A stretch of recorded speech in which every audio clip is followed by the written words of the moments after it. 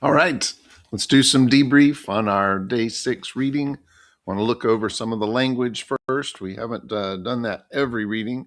Sometimes there's stuff worth focusing on, and sometimes maybe not. This one starts off, I can't sleep. I've got a mixture of butterflies and panic. And that's a reference to a common idiom of having butterflies in your stomach for nervousness. That's a great one. And then later down that page at the beginning of chapter 8, my mind stumbles to a comforting conclusion. Personification right there. That's a nice one, treating the mind as if it has qualities of a person. Come in, my mom calls, completely sweeping my question out of the kitchen. It's a nice little metaphor. She's kind of just getting rid of something and sending it on its way. And then as she's leaving for school, I wave like I'm a queen on parade. Great simile there. And then on the way in, still, I'm having a complete panic attack. Now, I don't want to downplay how she was feeling. I'm sure there was a little bit of panic and her heart probably was pounding in her chest. But there is some hyperbole there because a real panic attack is completely overwhelming and you feel like you're dying and completely shut down. So maybe a little panic, but not a complete panic attack. My right leg feels lost at sea. It's an interesting phrase, isn't it? Fiona has been a busy bee.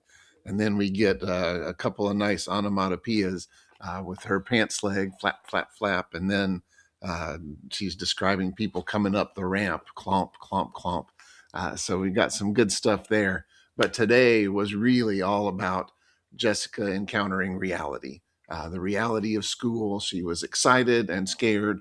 It was that ambivalence going. And now the reality of life as a person who was once completely able to walk around and now has some challenges with moving around. And so in the parking lot, she's thinking, "How do you do this in the rain?" That's the reality of her situation hitting her. She runs into these ramps and all these other things. Everything's more difficult. And you notice she says the ramps used to be just in the way. They kept us from getting where we needed to go. Now they're necessary.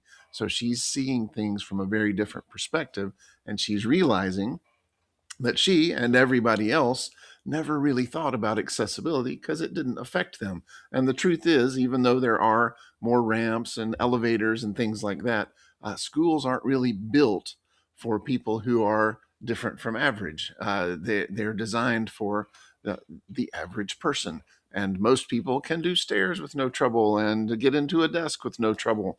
But she's finding that it's a little bit different for her, and she seems a little frustrated with that. Sometimes a little out of sorts. Where am I supposed to sit? Is there a desk that I can roll up to? Or am I supposed to get out of my wheelchair? See, the things that she had never thought about that maybe the school hadn't really thought about. But of course, the teacher's like, "We'll work this out. Don't worry. We'll get this fixed." And speaking of teachers, so she and Fiona are kind of negotiating. Honestly, most teachers are very willing to help their students and very flexible. I know it's high school, they're a little tougher, but you know that the teachers are going to work with her and they want her to catch up. They're not wanting her to fail.